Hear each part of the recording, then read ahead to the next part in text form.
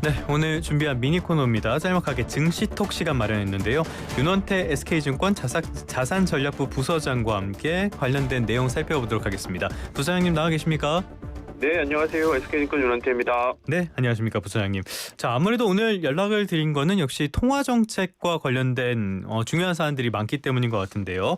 FOMC 회의가 개막을 했는데 그거에 앞서서 먼저 일본이 기준금리를 올렸어요. 그래서 31년 만에 기준금리가 1%대가 됐는데 엔캐리 청산에 대한 우려가 있긴 있는데 별로 영향은 없었던 것 같아요. 네, 우선은 일본이 기준금리를 예상대로 올렸는데 시장은 어느 정도 다 예상이 된 상황이기 때문에 금융시장에 미치는 영향력은 제한적인 모습을 보이고 있습니다.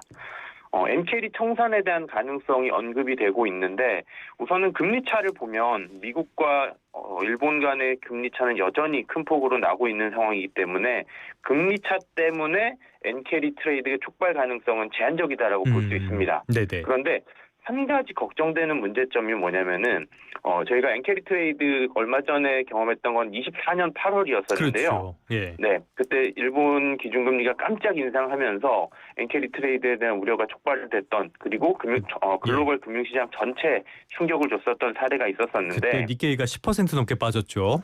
맞습니다. 근데 그때 당시에 엔화에 대한 그 시장 사람들의 의견이 뭐였냐면은 여전히 엔저가 심화될 거고 그렇기 때문에 엔화에 대한 순매도 포지션이 엄청나게 쌓여 있었습니다. 네.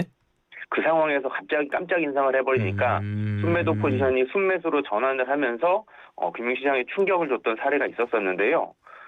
지금 상황이 그때와 닮아 있습니다. 사람들이 지금은 엔저에 대한 기대감이 여전히 높고 엔화에 대한 순매도 포지션이 그때 수준으로 지금 쌓여 있는 상황이기 때문에 네네.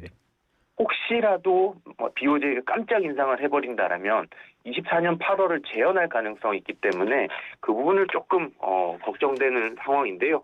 그렇기 때문에 BOJ는 앞으로도 기준금리 인상을 할 가능성이 여전히 남아있는 상황인데 시장과의 소통을 통해서 예고를 하고 인상을 하는 모습이 나타나지 않을까라고 생각이 됩니다. 최근에 제가 일본 출장을 갔을 때 또 그런 이야기를 하더라고요. 그래서 BOJ가 시장과의 소통을 적극적으로 하고 있다라는 이야기가 들리던데 저번에 일본은행도 많이 놀랐었나 봐요. 아무튼 간에 더 관심을 가는 건 역시 FOMC일 것 같은데 FOMC 결과 내일 새벽에 나오죠? 어떻게 전망하십니까? 네, 맞습니다. 지금 글로벌 전체 금융시장이 촉각을 곤두세우고 있는 게 내일 새벽에 결정이 될 것 같습니다.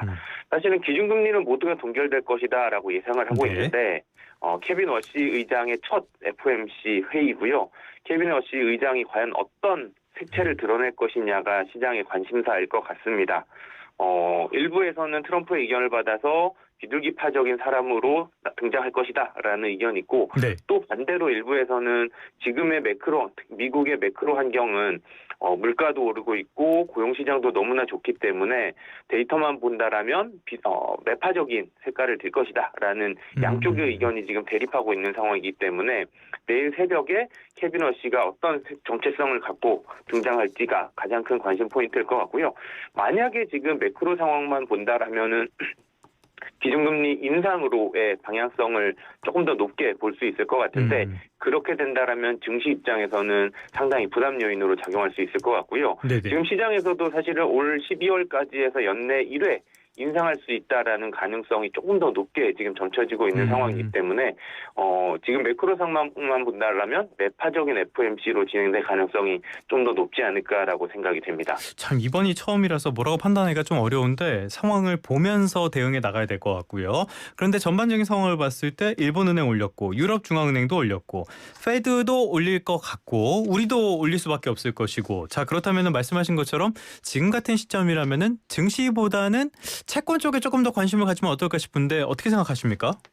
우선은 한국인이라면 첫 번째는 한국 국고채에 관심이 많으실 것 같고요. 미국 국고채에도 최근 들어서 투자를 많이 하시는 분들이 있는데 이제 기준금리 인상이 시작된 겁니다. 그동안 인하를 하다가 동결 기조를 보였다가 주요국들의 중앙은행이 한국 같은 경우에도 7월부터 이제 인상을 할 것으로 시작이 되고 있는데 이렇게 인상이 되는 과정에서 국고채 투자를 한다라면 사고 난 이후에는 시장 금리는 더 올라갈 가능성이 있기 때문에 보유하고 있는 기간 동안에는 손실을 볼 가능성이 있습니다. 그렇네요. 예. 다만 채권이 안전자산이다라고 분류되는 이유는 만기라는 게 있기 때문에 네네. 내가 이번에 산 채권의 금리를 만기까지 가져갈 경우에는 확정 수익이 나는 거기 때문에 지금 시장 금리가 상당히 높게 형성이 돼 있고요.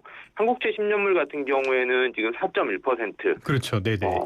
회사채를 사게 된다라면 한 4에서 5% 또는 그보다 그 신용등급이 낮다라면은 좀 더 높은 금리의 채권을 살 수가 있는데 사실은 저희가 최근 들어서 금리가 올랐던 거지 과거에 2%대 예금 금리를 생각해 본다라면 4에서 6%짜리 금리를 산다라는 부분은 장기간으로 보유하게 될 괜찮죠. 경우에 매력적인 금리는 예. 맞습니다. 네네. 다만 보유하고 있을 경우에 손실을 감안한다라면 지금보다는 오히려 기준금리 인상 사이클이 끝나는 지금 상황에서는 한 내년 상반기 정도면 끝나지 않을까라고 시장은 예측을 하고 있는데 네.